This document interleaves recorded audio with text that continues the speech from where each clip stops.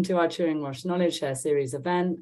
The aim of these monthly events are to bring together members of the Turing and Roche networks and the wider scientific community to hear different perspectives on topics in data science and build new connections. As the partnership research progresses, we will also be regularly showcasing this at future events as well. I'm just going to share my screen really quickly. Hopefully you can all see that. Just to give you a bit of an intro to the partnership. So the clue is in the name. It's a partnership between the Alan Turing Institute and Roche.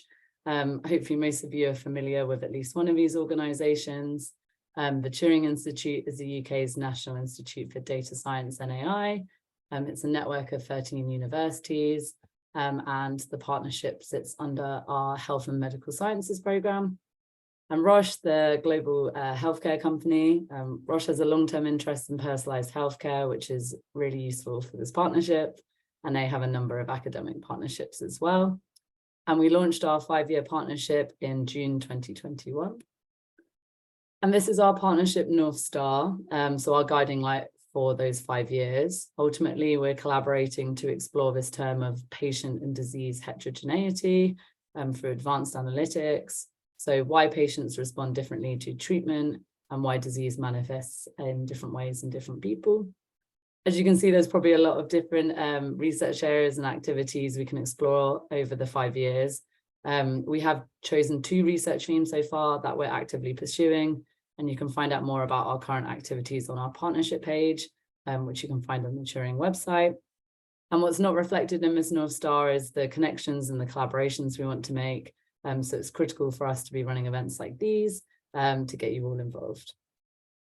So today's event is on this kind of broad theme of digital health. It's incredibly relevant to the partnership in terms of how we can use the kind of increasing amount of footprint data and leverage it for health. We have 2 quite different talks today, but ultimately the theme running through both of them is how the different data we collect, whether that's imaging data or shopping data, can further develop healthcare research and potentially lead to clinical improvement. So I'm delighted to welcome our speakers today, Elizabeth Dolan, who is a PhD student at the University of Nottingham, Jian, who is an expert data scientist at Roche, and Yajing, who is a principal data scientist also at Roche.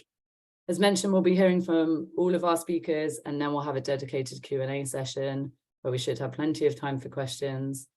Feel free, you can ask specific questions to a speaker or ask a question for all of them to answer.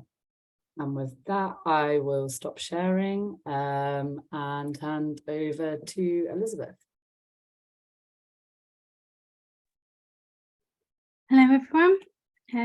Hope you're having a good afternoon. I'll just share my screen.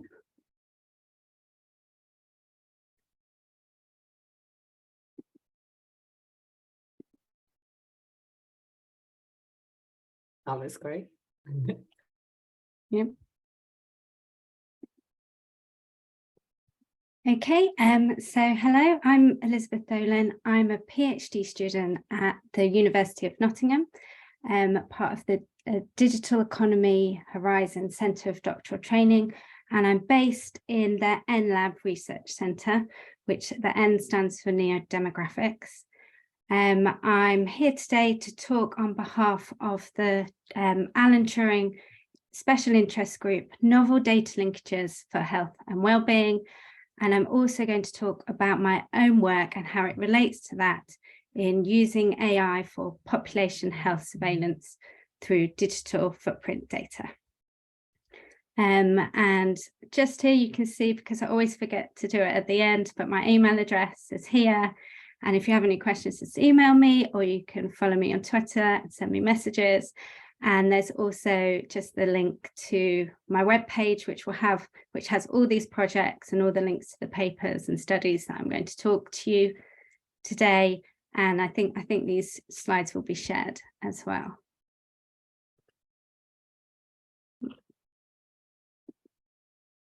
So this is the NLab. This is, as you can see, this is the actual building that you'll generally find me in at the University of Nottingham.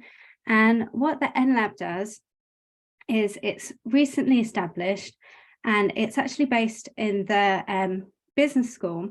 And we use a lot of commercial data sets and we work with a series of partners like Co-op Boots, NHS, ONS.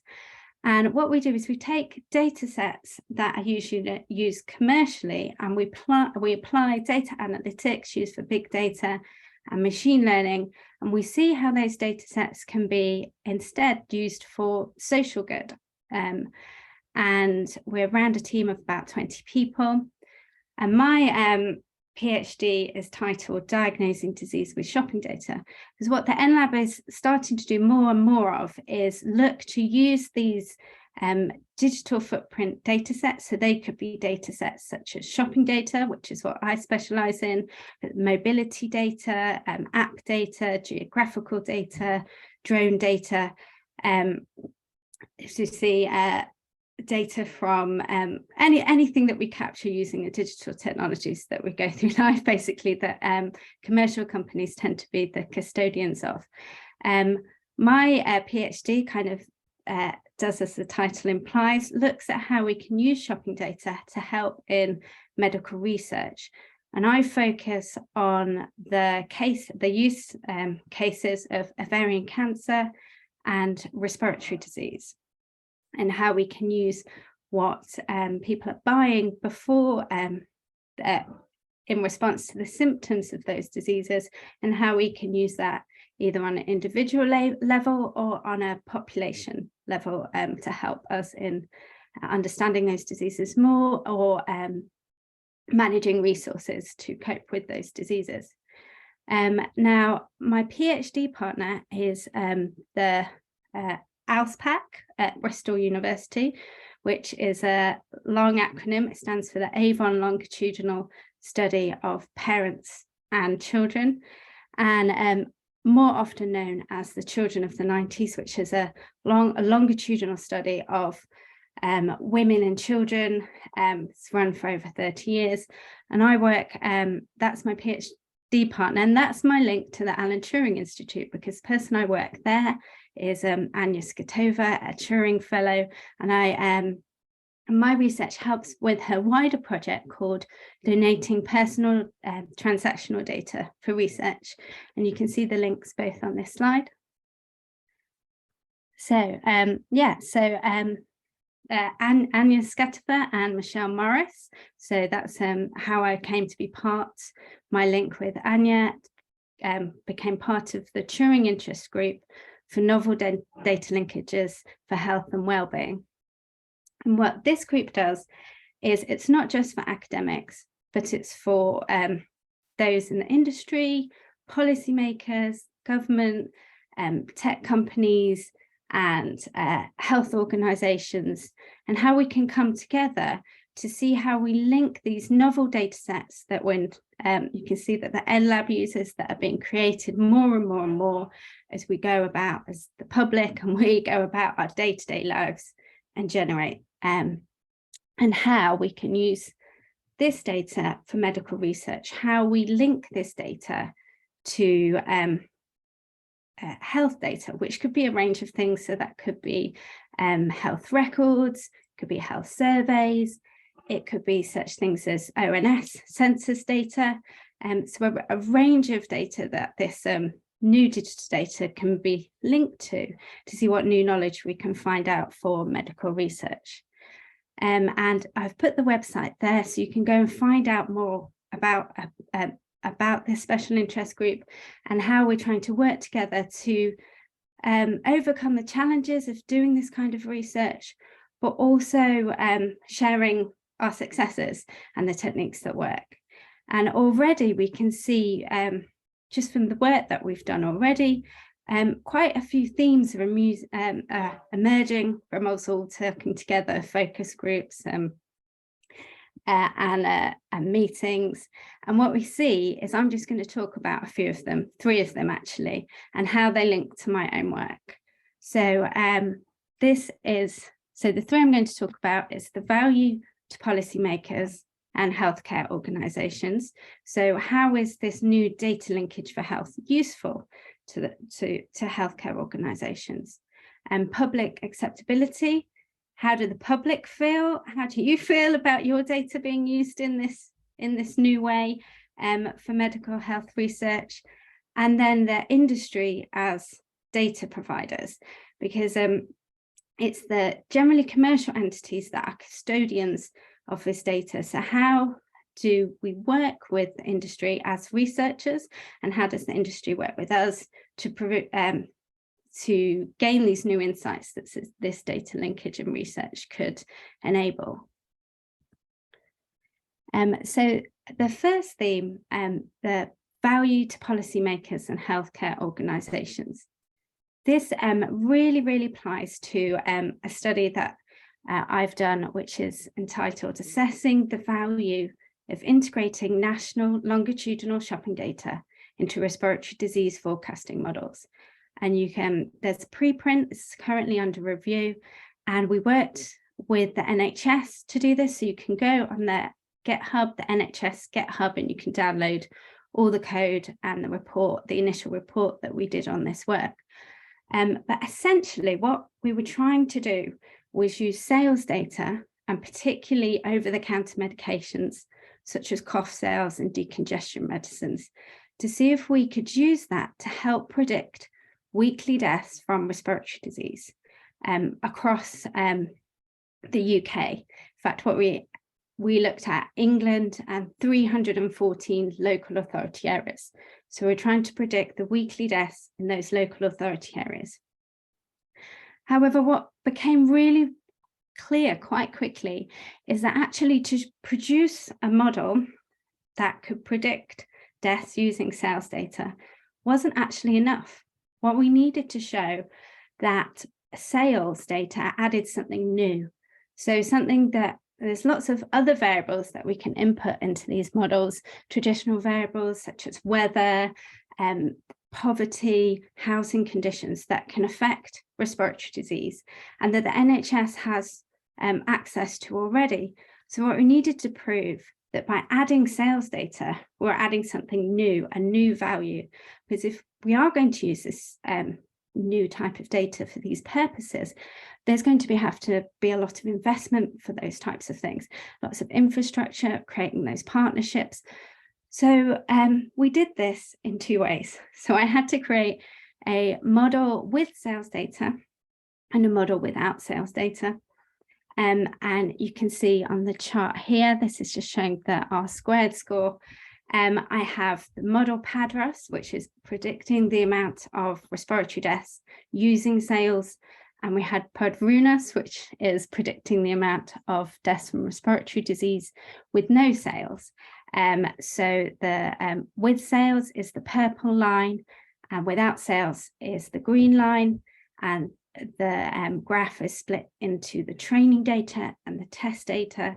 And you can see those accuracy levels drop as we would expect once we get to the test data. But you can see actually the green line, which is the model without sales, is error rate is much higher than that of the one with sales data.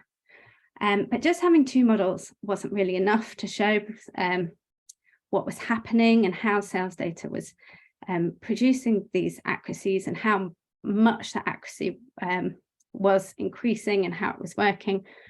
So what we also did is applied a novel AI explainability tool called Model Class Reliance for Random Forest, which is something that the NLab has developed.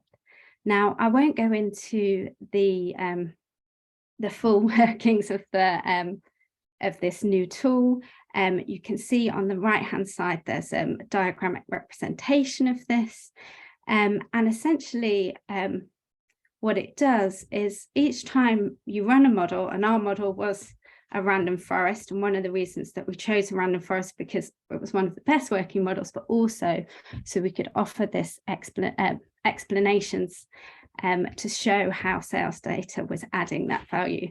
And what the tool does is, rather than just giving you how well that variable input performs on one run of the model, it shows you how that variable input runs on all instances of the model, because each time you run a model, although you might get the same accuracy rate, the model itself might actually be using a different algorithm each time it's run, and that algorithm therefore might use the variables in a different way.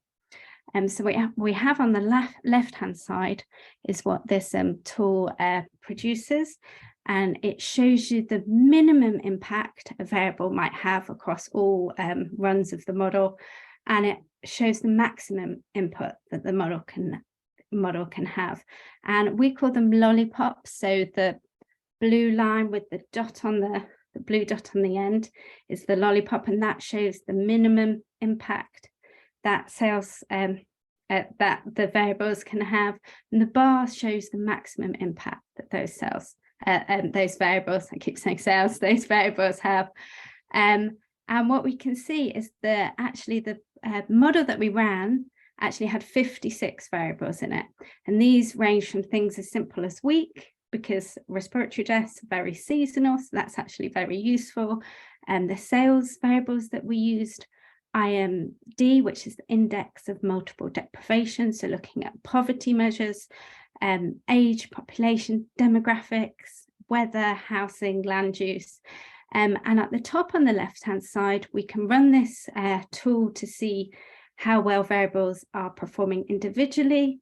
And then on the bottom of the left, we see that tool when we measure how well they're doing as grouped variables.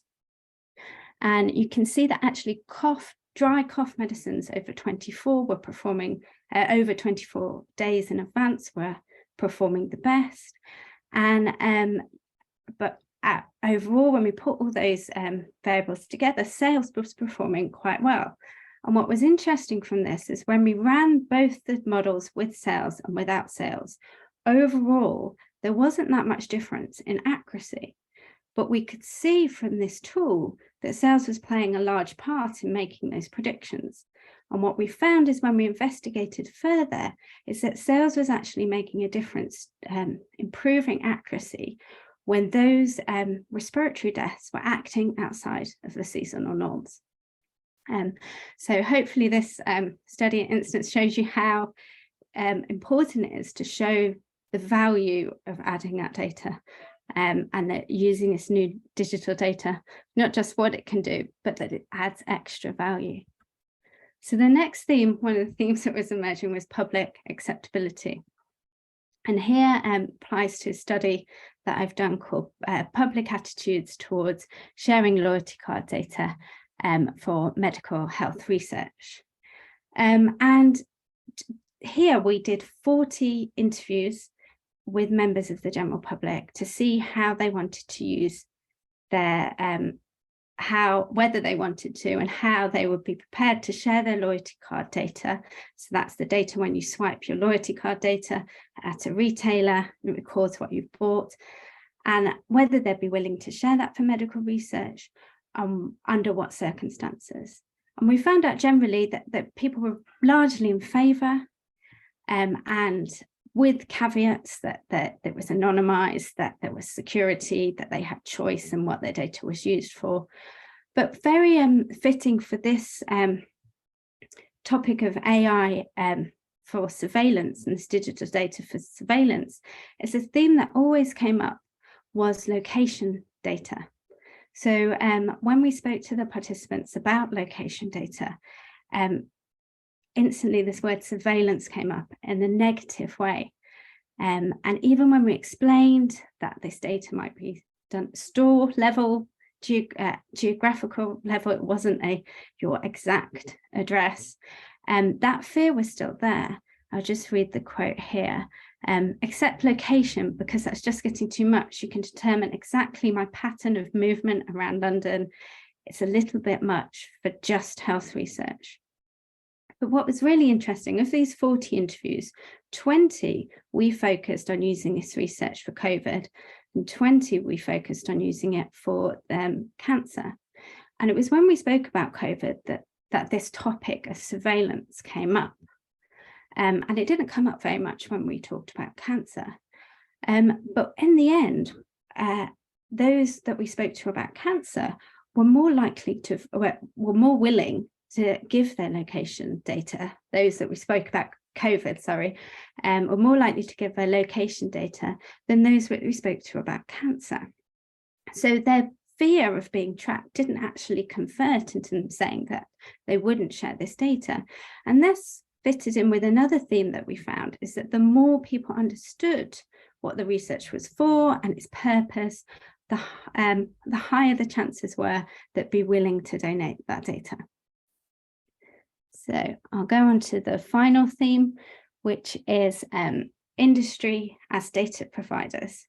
Now, this is my last study, hopefully my last study for my PhD, but it's currently, there's no link on this slide because I'm currently writing it up. But what essentially this study is instead of looking at sales data, as I did in the first model that I showed you, and that was at store level, we're looking at sales data on an individual level to see if there's a ground truth to whether people are actually buying those cough medicines in response to respiratory disease, and here COVID.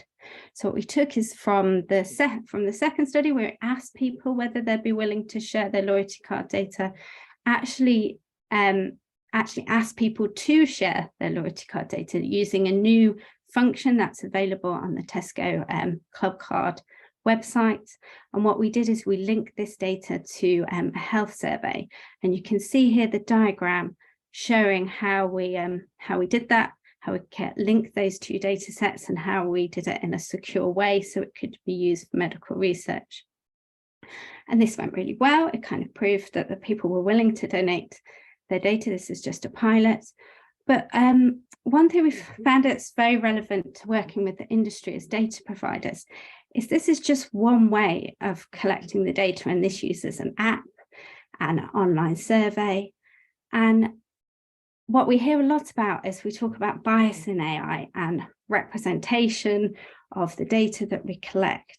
And using supermarket data can actually, and hopefully will expand those types of people that take part in medical research.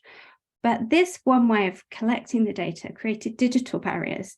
So, for example, you needed to have access to the technology, but also be tech savvy enough to do this process, even though it's quite a quick process.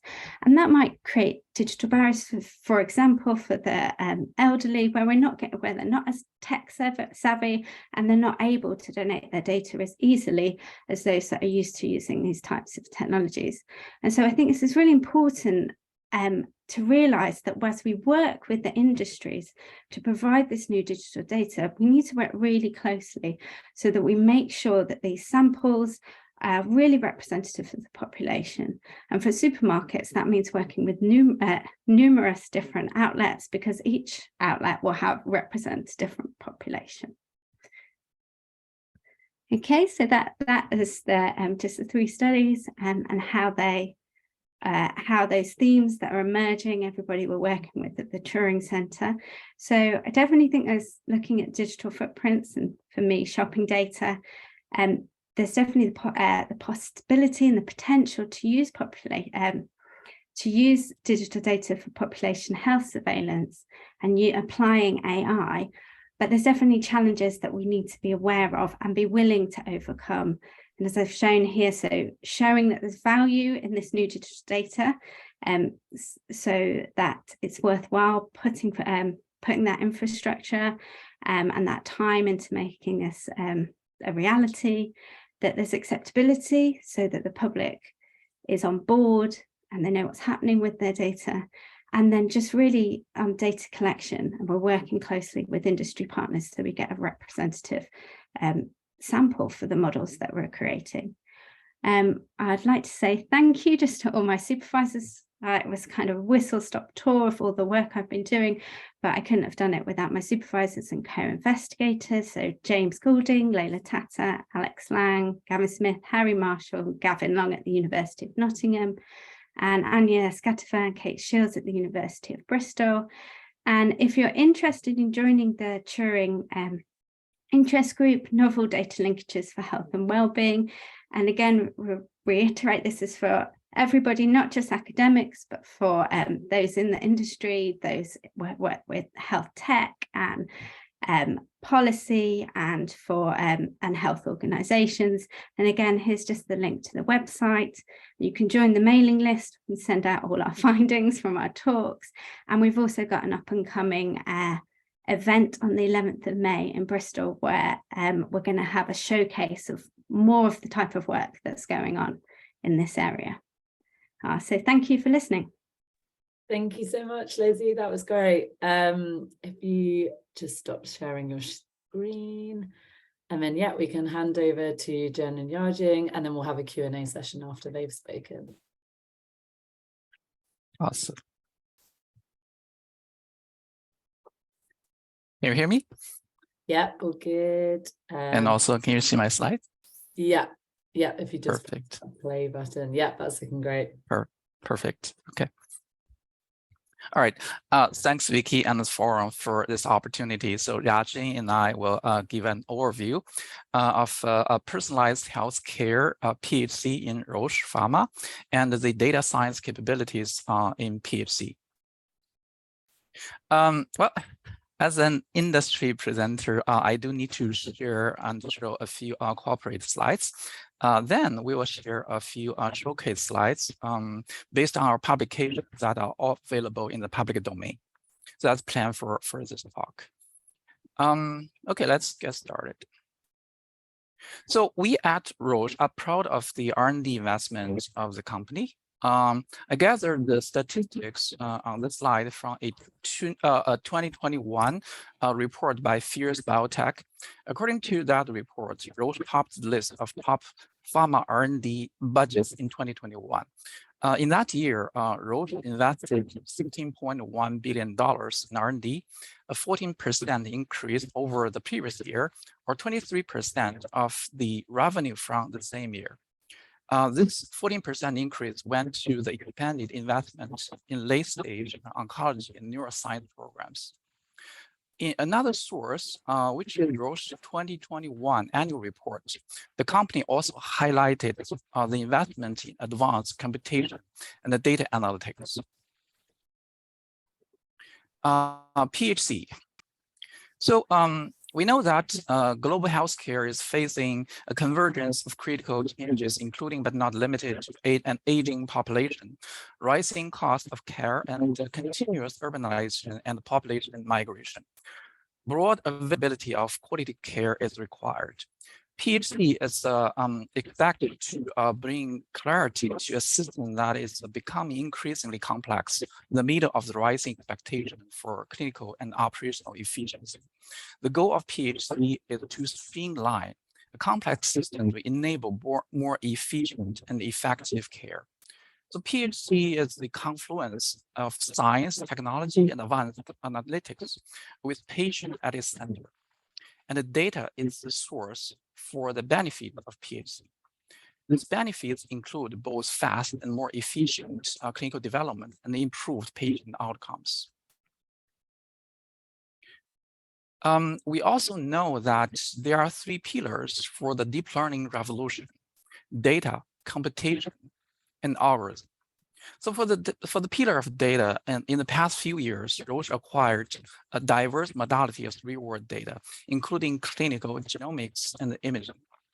Internally, EDIS is a company-wide program that aims to enable and promote maximum use of clinical data and a culture of data sharing across the organization.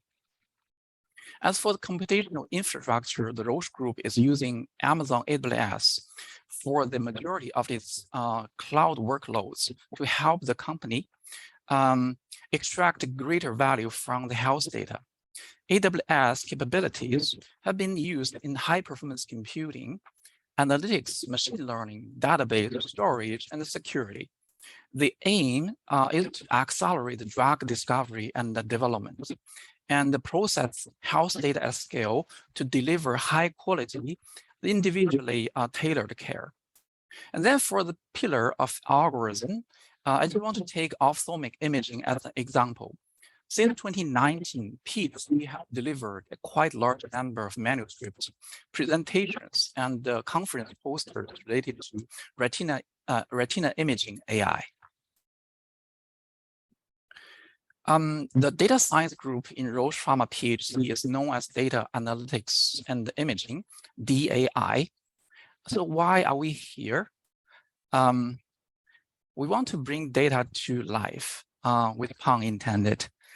The use of the data and analytics to generate actionable, meaningful, and novel insights to aid the clinical decision-making is our purpose.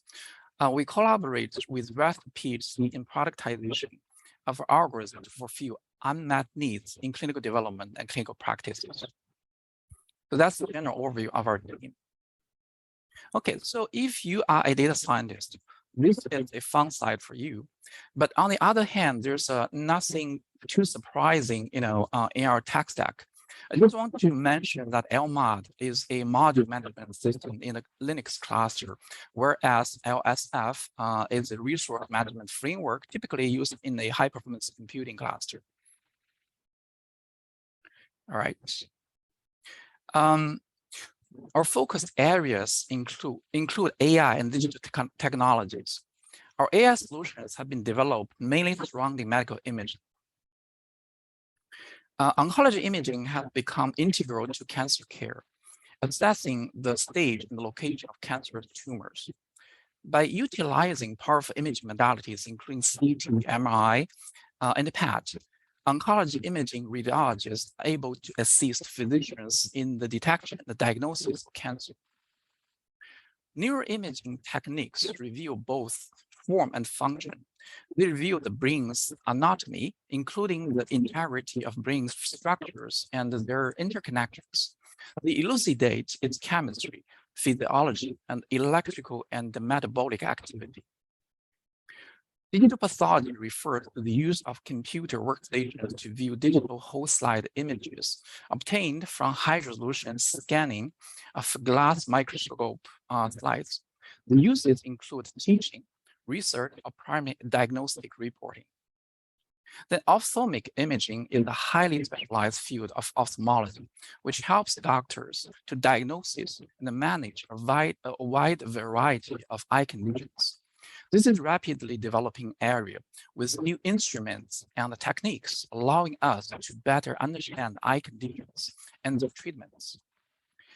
Here I also give two examples of digital applications that we have been developing.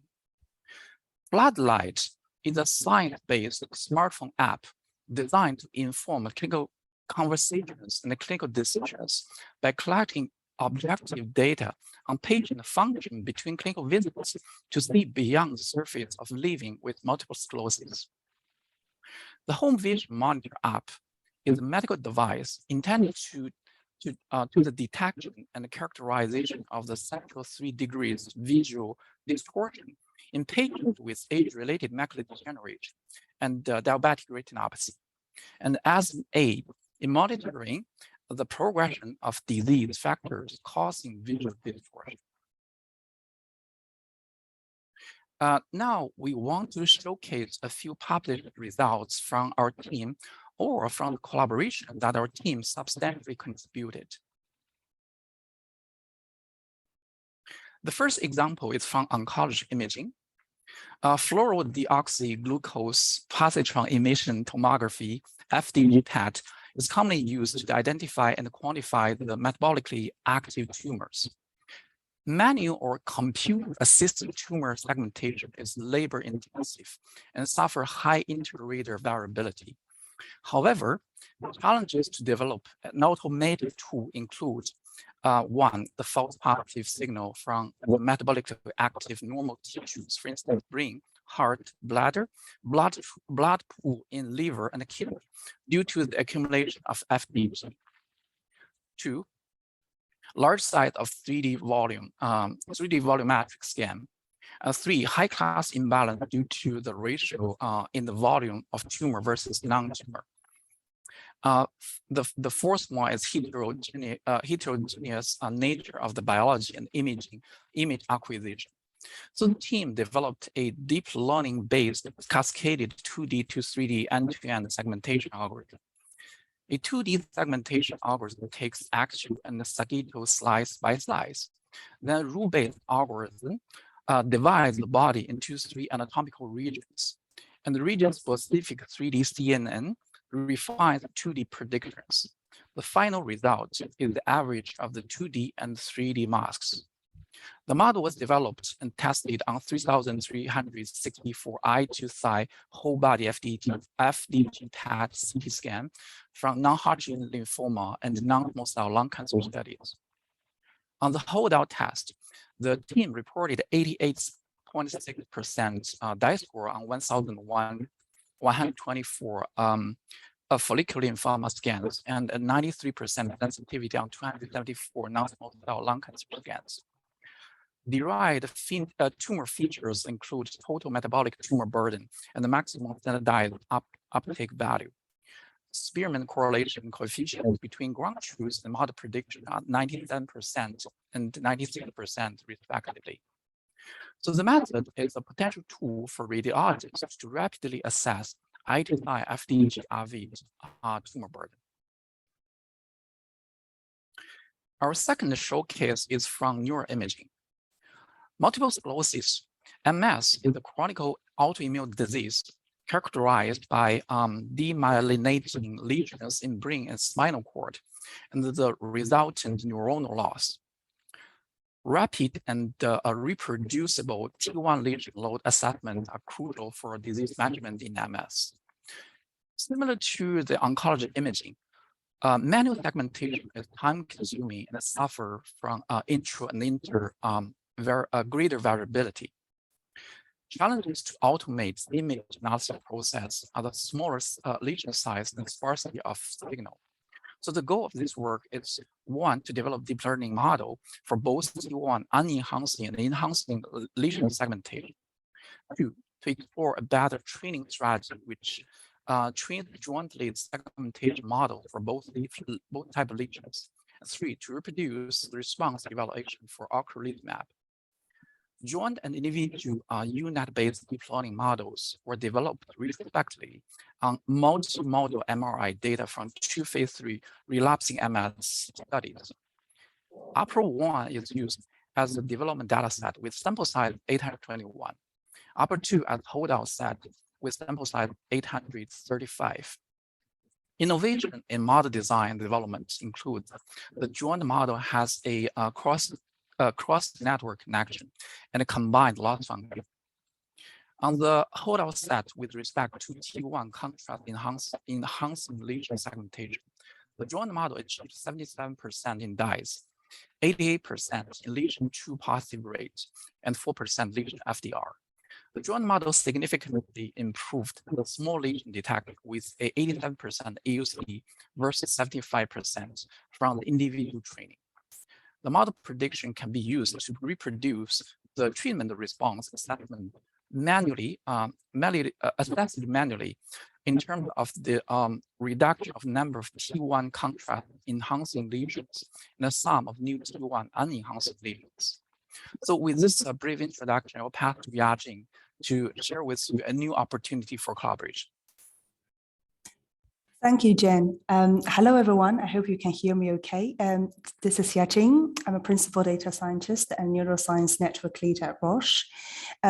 So recently I have been mainly working on early stage digital health product development and also late stage data strategy analysis as well. Also over the past year, I have been working a little bit behind the scene with Vicky and her team and also our team at Roche to really organize this knowledge share series. So before digging into the topic here, I just want to give a quick shout to those of you who are interested in having this series for later as well, to kind of support us and spread the words, right? Okay, so digging into the specific use case here. So our algorithm, as you can see here, has been developed and validated using multiple clinical trial cohorts. But we are quite aware of the considerations that we need to put in place, especially in terms of patient heterogeneity, MRI protocol heterogeneity in the real world, and also to better understand, say, the prognostic value of the MRI-based markers for the clinical outcomes. And with these considerations, we are quite keen to collaborate with physicians and hospitals to validate and test an algorithm in the real world setting. I have put a couple of considerations of the data that we're looking for here, and I actively consider the Turing-Roche partnership as an open platform here for us to share these early opportunities for us to engage, and very happy to hear your thoughts as well. Also, if you're working around these lines or working with these real-world data assets already and maybe interested in collaboration, please don't hesitate to give me a ring. That's it from my side. Back to you, Jian. Thanks, Yajing. All right. I think so far we have focused mainly on computer vision and image analysis. So this example will show our capabilities in the real-world clinical genomic data. This is collaboration between PhD data scientists and Stanford. A key goal of precision medicine is to characterize how patients with specific genetic mutations respond to therapies. In this work, the team leveraged the nationwide US-based de-identified Flatiron Health Foundation Medicine clinicogenomic database. The team performed a large-scale statistical analysis of 40,903 US cancer patients who have detailed mutation profiles, treatment sequences, and outcomes derived from electronic health records, EHR. The team systematically identified 458 mutations that predict survival of patients on specific immunotherapies, chemotherapy agents, or targeted therapies across 8 common cancer types. For instance, pembrolizumab was predictively associated with better survival of advanced non-small cell lung cancer for patients with KRAS mutations with a 75% hazard ratio. The team characterized the mutation-mutation interactions that impact the outcomes of targeted therapies. The team identified 61 significant anchor modifier interactions, including 25 positive interactions and 36 negative interactions. For instance, among patients with ALK mutations in advanced non-small cell lung cancers, patients who also have TP53 mutations have worse overall survival compared with patients without the additional TP53 mutations. So this work demonstrates how computational analysis of large-scale real-world data generates insights and hypotheses to enable precision oncology. We'll share this deck to Vicky, and you can find another 4 showcase examples in the backup slides. All right, so much for machine learning and statistics. As for the DAI team, what does our life look like?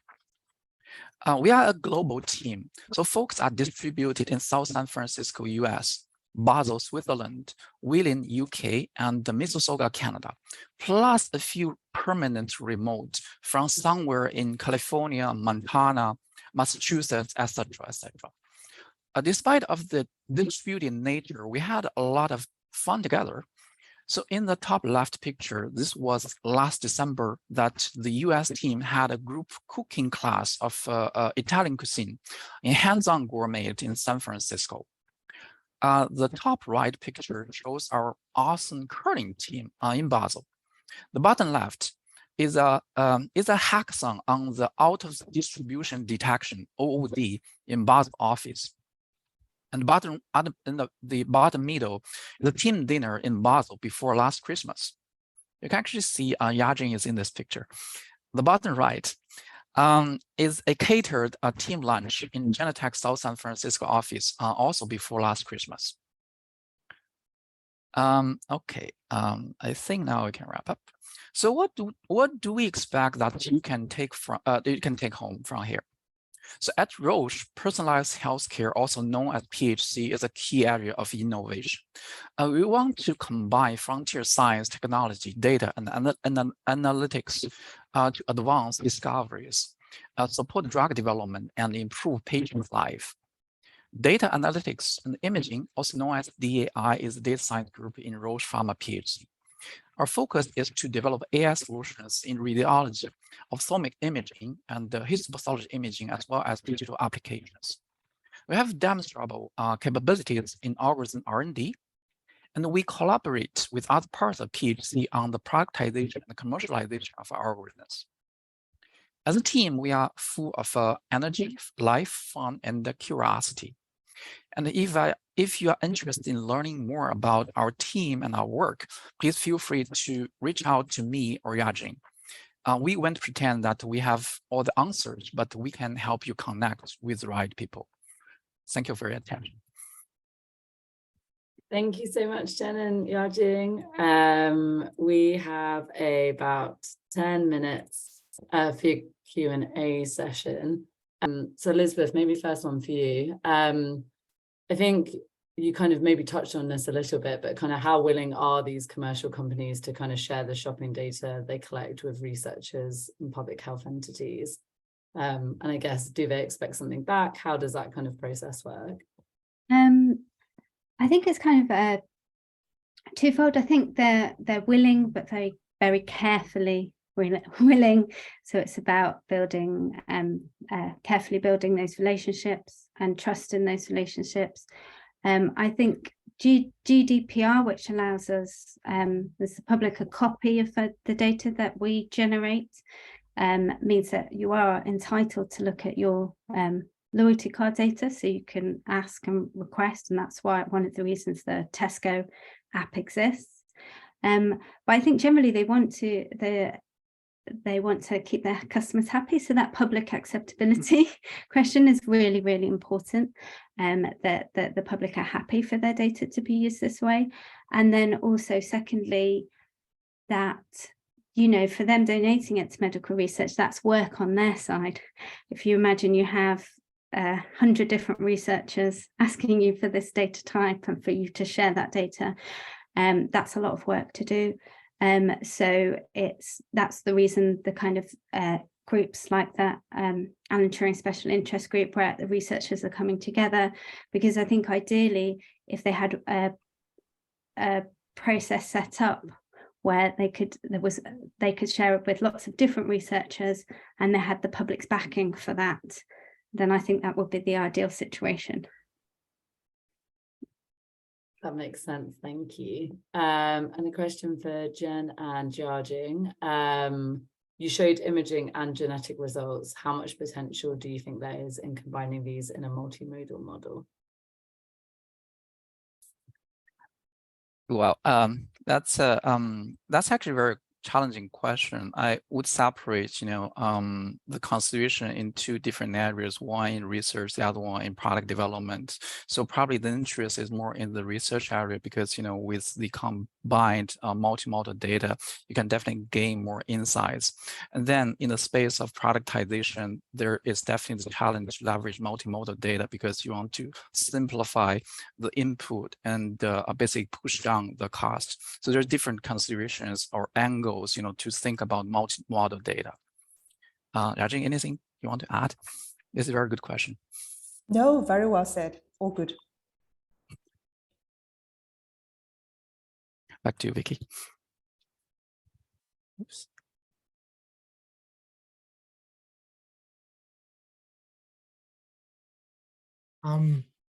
I know where Vicky went, but I'm around, so I could just get another questions.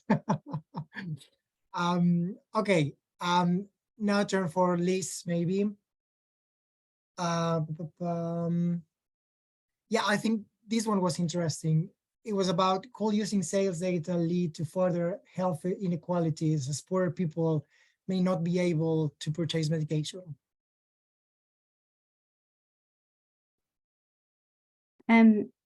Yeah, I mean, from the last study that I showed, I think it's really important that we concentrate on when we use these, not just shopping data, but all these new digital technologies we're using, wearables and things like that, that we consider the population that has access to them and the representation. So I think that if we think about that now at the beginning, then they're more likely to address that rather than, further down the line when it's too late. But also, these kind of data can also be used to highlight those inequalities. One of the people where I'm connected to through the NLab and actually through the Alan Turing is working on period poverty and the access to pain medication, and how whether people have access to pain medication dependent on their financial circumstances. So actually this can be used for social good in that way as well. Yeah, okay, thank you. Let's go for another question for Jian and Yajing. So it's about, could you talk briefly about any project where you apply NLP to imaging or radiology or any other biomedical application? Not so far I can tell to apply NLP to the imaging and our AI projects. We did have a separate work stream or line of R&D in NLP, but it's for different use cases. Yeah, I think that's what I gathered. Yeah, Yajing, anything you want to add? Yes, I can add a little bit in terms of the NLP. So I think we have some of the other work streams in the IT world where they will be extracting data from, say, the social media to look at patient-reported symptoms or outcomes and identifying the underlying topics. But these are exploratory works, and I do attend other kind of pharma sessions, and they seem to be having similar efforts in there. And it's really kind of in the post-COVID world, we want to understand how people are behaving out of patient, in particular in relation to certain treatments, or in general, there's healthcare concerns that they would like to raise that are not, say, through the official routes that may be blocked due to the restrictions. So yeah, this is one area that we're working on, but that's also kind of speaking towards, promoting health equity, especially in areas where the health access is a little bit restricted. So just for sharing here. Thanks. Thank you. I think Vicky's back. Oh my God. I'm so sorry, Alvaro. We always talk about it happening, and it actually did happen this time. Sorry for my Wi-Fi. That's why I'm here. You prepare everything very well, so yeah, that's good. I think we maybe just got time for one more question, and then we'll wrap up. We have a lot of extra questions, so I will be posting these in the Slack workspace. All our speakers are in that, so you can contact them there as well if you have any extra ones in terms of the Slido. Liz, the question I wanted to ask you was, how do you, in your analysis, account for the fact that often people will be kind of shopping for family members? Do you kind of account for that, and kind of shopping for the household? So this is a question I get asked a lot. And I don't think there's a definite answer to it. I'm not sure we don't know that data. We can ask how many people in a household when we're collecting that data, and we can try and adjust and control for it. When we're looking at aggregated sales, just at store sales, then obviously we're looking at increase across the country. And then by accessing, and that third study, that individual data, we're trying to see what's happening on an individual level and understand that more, and understand that, like you say, that household combination, and work it out. But it's a work in process. I could say, oh yeah, we've solved it, but we haven't. Yeah, that makes a lot of sense. Okay, so thank you so much to all our speakers. Really, really great to hear those talks. Like I said, we'll ask the extra questions to them in the Slack workspace.